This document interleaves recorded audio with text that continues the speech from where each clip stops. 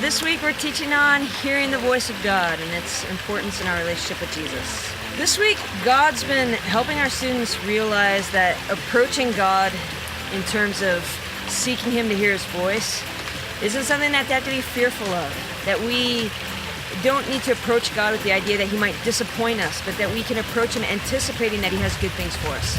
The idea of hearing God is important because if we continue in our walk with Jesus and confess to actually have a relationship with Him, then the concept of two-way communication is essential.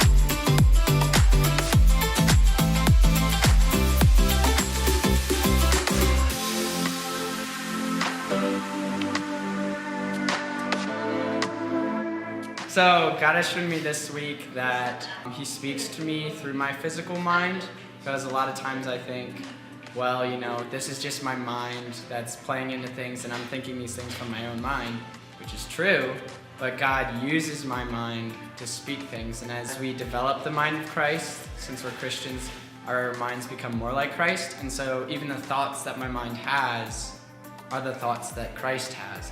Hello! Yeah.